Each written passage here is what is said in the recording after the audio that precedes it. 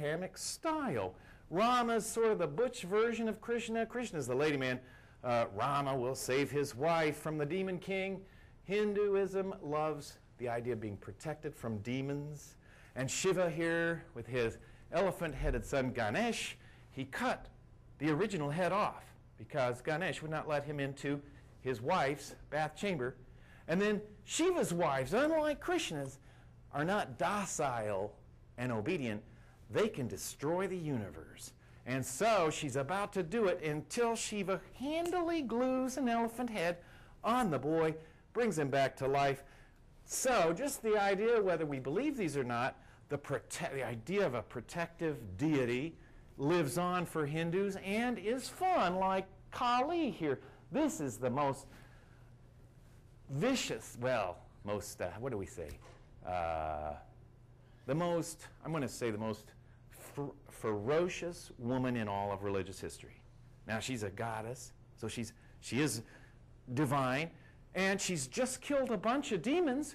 She even has the creator, God's head, in her hand, and now she's dominating even Shiva. With the Shiva Shakti traditions, you get an idea of a balance of male and female energy and sexual union as a path to divine bliss. So, can we argue with that being gone with science? Might not be your cup of tea. And now we're moving east. We're moving further east, and we're getting less and less God, not more and more God. The Jains say there's a life essence that reincarnates, but there is no God. You're not obeying anyone. Practicing non-harming and no attachment leads to happiness. I don't see that disappearing. And now we're getting into almost real science, I think, with the Buddha. He talks about, well, a theory of relativity. Not quite Einstein's E equals mc squared biz, but definitely the idea that nothing exists apart from its relationship to every other thing. And that means there can be no God external to reality, and there can be no individual soul either. So what do we call Buddhism? If we define God in the classic sense, it's not a religion then. It's science. Even though we have, strange things in that religion, like we found with medieval Catholicism and Christianity. And then China synthesizes these religions. Land of three religions. By the 4th century, Taoism, Confucianism, and Buddhism all coexist happily. And you can ask most people there, are you Taoist? Yeah, because it's my body. And my body does natural things I'm not in charge of. Are you Confucian? Well, I go to school and I have a job.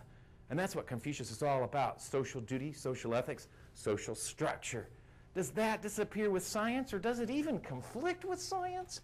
I really don't think so. And that's where, with these Asian guys, the confluence of yin and yang, and then this organization, let me tell you, it's functioning in China, so it's not going anywhere, and it runs that economy very efficiently with this, granted, hierarchical system, but it functions. And now let's look at the last few elements. Science is global.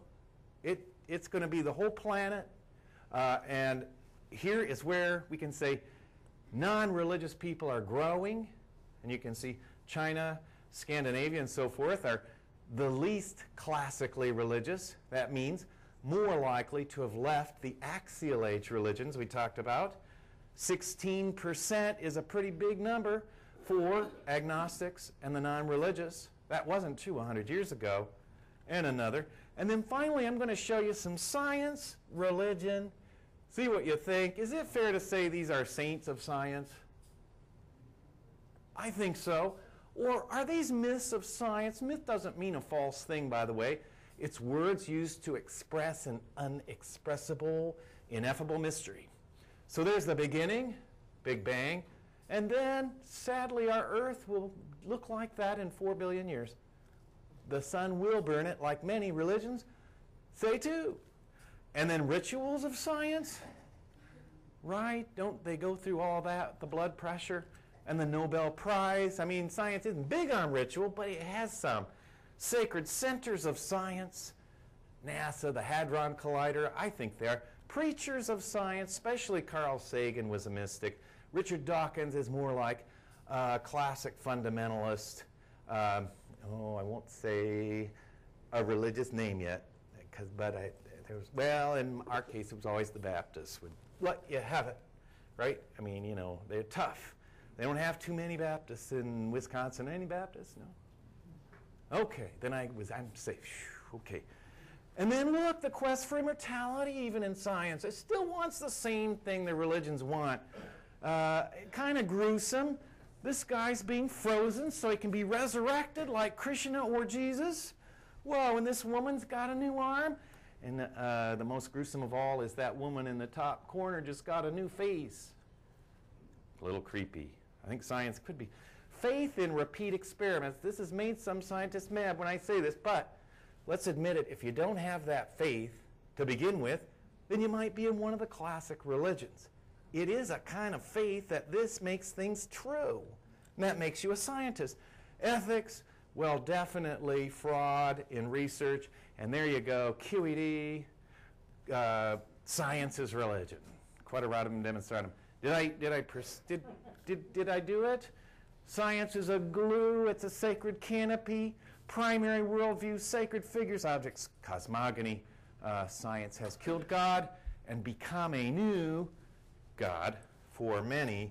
And then science has found out some things in Buddhist meditation, for example, are actually the case. This is the happiest man on the planet, according to science, which is kind of a laugh. But he registers the highest bliss levels through all those gadgets. Right there in Madison, they do that. And so if you want to know who is the happiest person on the planet, science can measure that. I find it amazing. So I tend to think the future will look like this. And we got to think, actually, the Catholic Church, far and away most Christians on the planet, embrace the theory of evolution. Do we know that? And forgave Galileo. It took them more than 300 years. But they did. And that's a sign that science has impacted the Catholic Church. So I think you'll find more Christians buying into more and more science, but that also means that science is being polluted by, if you want to look at it that way, by the religions. So I can open it up for questions.